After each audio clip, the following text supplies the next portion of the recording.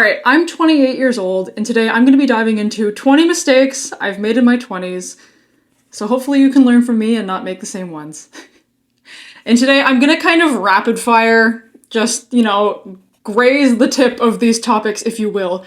But if something catches your eye and you want a little bit more detail, a lot of the things we're going to talk about today are things that I have discussed in greater detail, so be sure to hit that subscribe button and check out my other videos if something catches your eye or ear, depending how you're consuming this.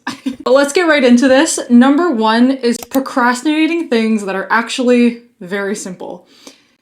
This is something I've done forever, and this is that action of having something very easy that you know you need to do, emailing that person back, making that phone call, booking that appointment, that thing that takes like 2 minutes, maybe.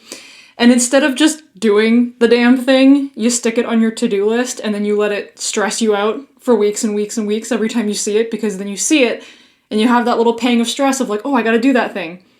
It's on my list. And then you push it off. Don't do that. Don't cause yourself this abundance of unnecessary stress by continuing to push it off. If it takes less than 5 minutes, just do the damn thing, right? You're gonna feel a lot better once you do. Number two, equating my physical appearance with my deservingness to be happy. Now, what I mean by this is there was a long time, especially early on in my 20s, where I felt like I wasn't allowed or wasn't worthy of fully enjoying my life until I reached a certain body goal, until I had lost a certain amount of weight or looked a certain amount of way. And then in my head, I could suddenly, it was like I thought I unlocked this secret level and suddenly life was allowed to be enjoyed once I looked a certain way. The problem was, when that's the mindset that you have and you haven't actually fixed the relationship with yourself, every time you hit that, quote unquote goal, the goalpost moves, right? You keep moving the goalpost further and further away, and so you never actually allow yourself to enjoy your life. You just spend your entire time in this hamster wheel of trying to catch up to the next goal. You don't need to look a certain way to enjoy your life. You don't need to look a certain way to go on vacation. You don't need to look a certain way to enjoy certain foods. Your life is meant to be lived. Don't spend so much of it chasing a goal that you forget to actually enjoy the present moment. Number three is caring too much what other people think and not enough about what I think.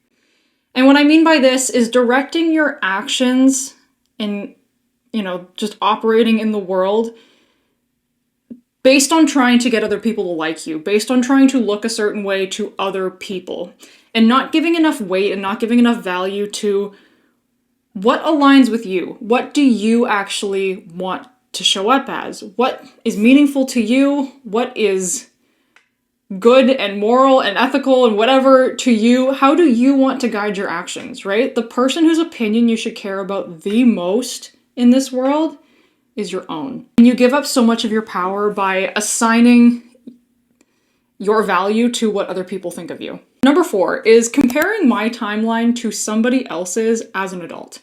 And this was a hard one. I've heard Mel Robbins talk a lot about the great scattering, which is kind of this notion.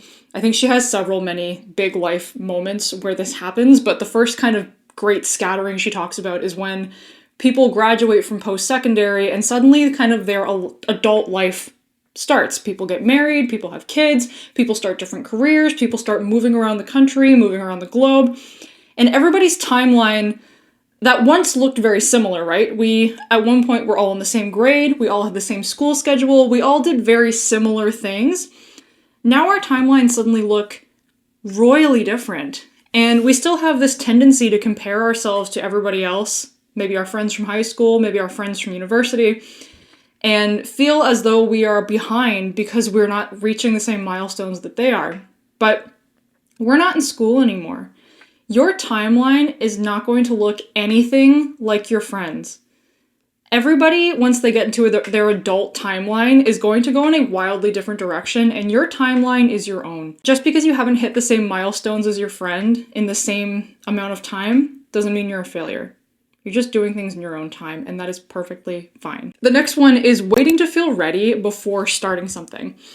And this is something I've been trying to lean into a lot more in the last several years, is taking the leap to do things before I feel ready. Because I think much earlier on in my 20s, I wanted to feel like I had everything figured out before I started any endeavor.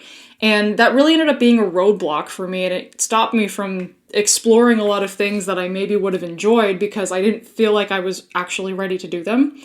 And that's kind of the tricky part about it, is you'll never actually be ready until you do the thing, right?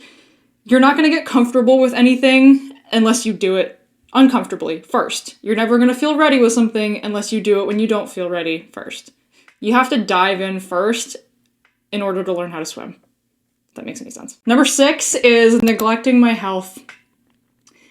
This is one I have locked the fuck in on in my late 20s, and it's something that I didn't give as much weight to as I think it deserves earlier on. Your health is kind of the determining factor for everything else, right? The quality of your health bleeds into the quality of every other aspect of your life. And so it is not something that you can just put on the back burner, because if you neglect your health and you don't take any steps to take care of it, your body will force you into it eventually by way of illness. And I don't want you to wait until something catastrophic happens with your health for you to realize how important it is, because it's actually very simple to take consistent steps to take care of your health. You just have to make it a priority. Number 8 is not setting boundaries. I am such a people pleaser. I hate conflict. I hate difficult conversations. And so I have had a really hard time setting boundaries, especially earlier on in my 20s. Even still now, I'm working to get better at it, but I by no means am perfect. But it is an important skill to work on, because when you don't have those boundaries and you don't make an effort to set them, people will trample all over you, right? If you don't make your values and needs a priority, everybody else's values and needs are going to take the place of yours. You have to speak up for what you want. You have to speak up when things don't align with what feels right to you, and it's gonna suck. It's gonna feel uncomfortable. It's gonna feel really unfamiliar, but it is one of those things that once you do it, you will never regret doing it, right? Because you're going to feel more at peace, you're going to feel more content, and you're going to feel more aligned with who you are. So as much as it sucks, I want you to try and lean into setting boundaries with people. And it's a skill. It's going to be a continuous practice. This is not going to be one of those things that you just wake up tomorrow and say, I am a badass bitch who sets boundaries all the time and it's suddenly going to be a piece of cake. No, it's going to be hard, right? It's going to be a thing that you fumble through and eventually will get a little bit better at. But you got to be willing to try. The next one is spending too much time consuming and not enough time creating. And for this particular one, I, for myself, am talking more about content creation, but this applies to a lot of things, right? I think a lot of times when we want to pursue something or we are interested in something, we spend so much time consuming and so much time researching and trying to get everything right and trying to feel, this goes back to wanting to feel like you're ready before taking the leap. But you spend all this time consuming information and no time actually starting. The trap with this is you'll actually learn a lot more by just doing the thing, right? There is no amount of research that is going to give you the knowledge that you will gain from just doing it. I remember for the longest time in my early 20s, I dabbled with the idea of wanting to make content for the longest time before I ever did. And I would spend so much time consuming other content and listening to other things and trying to just absorb as much information as I could. And while it was helpful, it was a drop in the bucket compared to how much I learned from just doing the thing on my own. So less time consuming and more time creating, and not just from a skills perspective, but just from a life enjoyment perspective.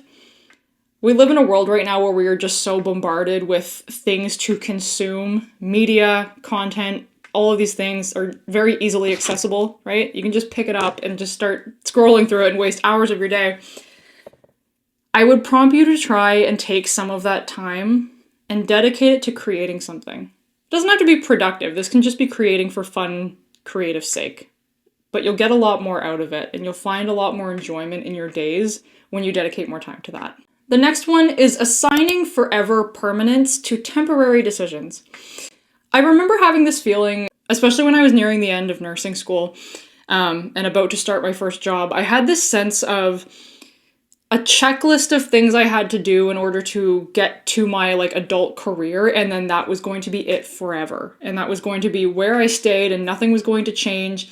And it felt like the end of the line in a way. And I felt a lot of pressure to pick the right thing and to enjoy what I was doing because I had this sense that it was going to be forever.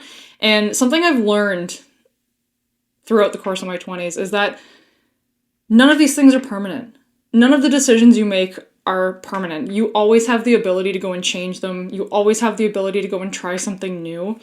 And I think knowing that relieves a lot of pressure, right? I think a lot of times when we start a new job or move to a new location or get into a relationship, there's this anxiety that this is going to be it forever.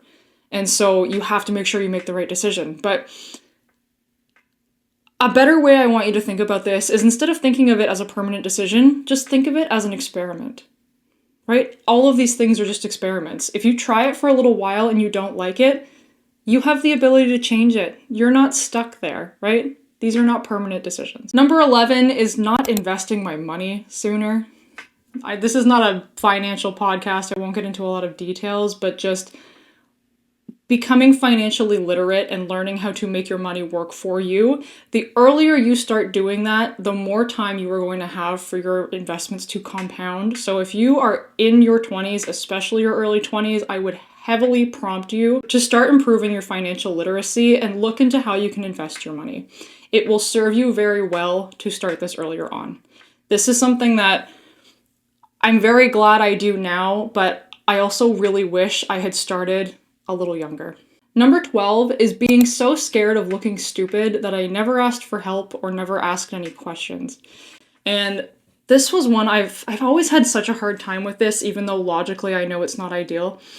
I remember, throughout my whole life when I was in school, teachers will always say that notion of there's no dumb questions. Like, if you need help, ask for it. There's no shame in asking questions.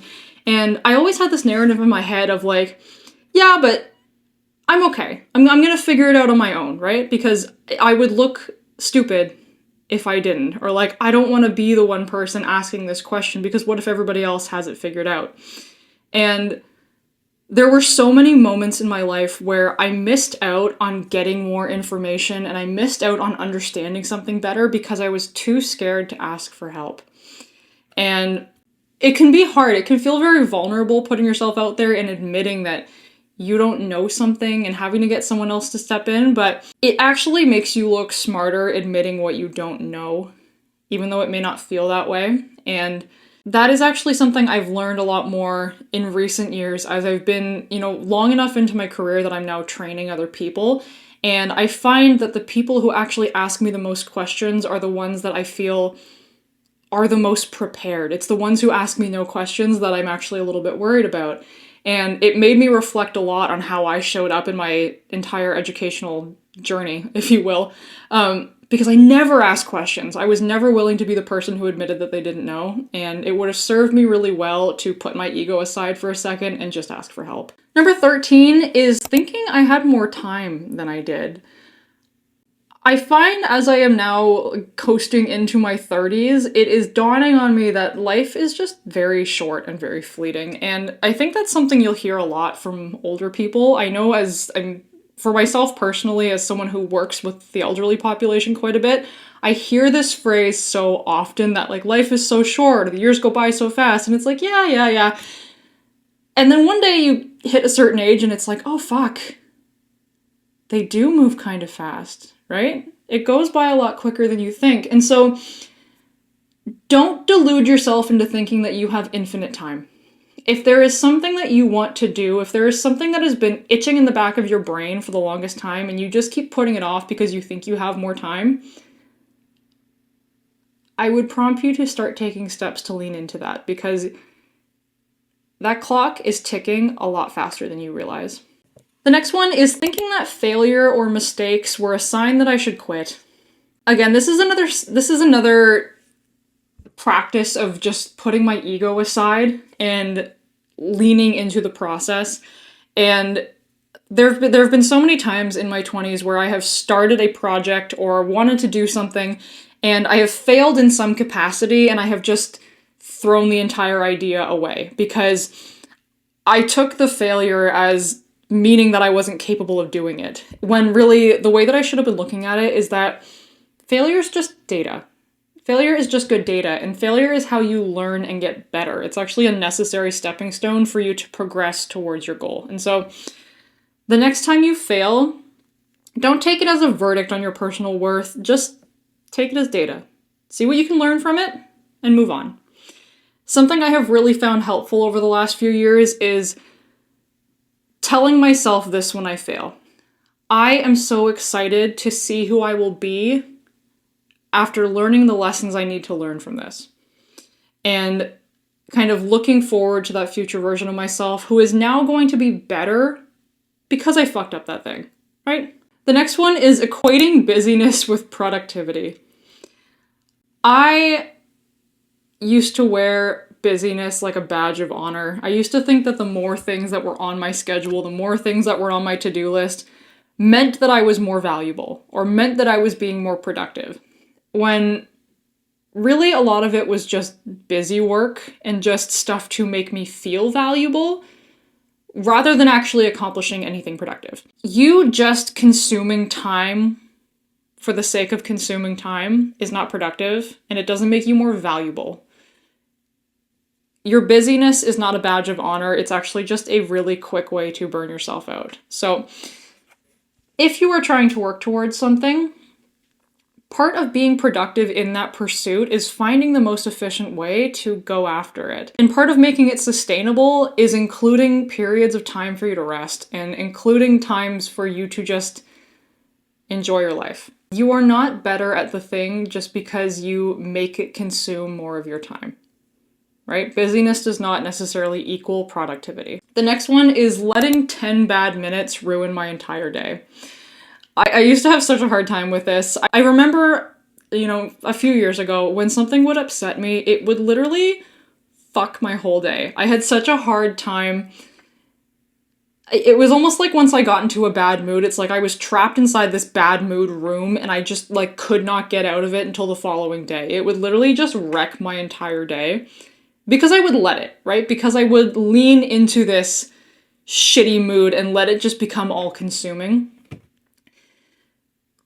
A few bad minutes or one bad moment or one bad experience does not need to fuck up your entire 24 hours. It is worth leaning into coping strategies to try and work through that in a faster manner. And again, it's a skill. It's going to take practice. I know when I first started doing this, it was like I went from it fucking up my entire day to maybe it fucking up my day until 7 p.m. and then maybe fucking up my day until dinner, right? It would get a little bit better every time. I would find quicker ways to kind of reframe my mindset and lean into enjoying my day despite this thing, rather than letting it be all consuming, but it's a repeated practice. So if you are one of those people who, like me, gets into a bad mood and the bad mood just lingers, you have a really hard time getting out of it, I would prompt you to lean into coping strategies to work through that a little bit faster, because you're going to gain so much of your time back that you otherwise would have wasted just stewing in your shit mood.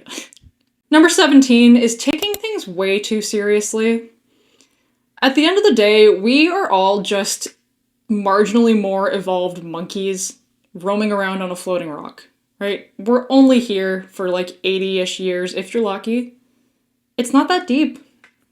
It's just not that deep, right? Number 18 is forgetting that I am the main character in my own movie, but I'm not the main character in everybody else's.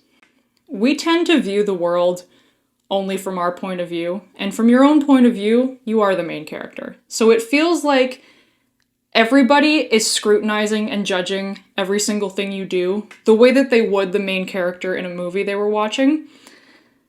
But the thing is, you are not the main character in anybody else's movie. Nobody is paying that much attention to you. They're all too busy worrying about their own main character, which is themselves. So the next time you find yourself caught up worrying that people are judging you or not taking action because you're worried about what people are going to think, I want you to remind yourself of that.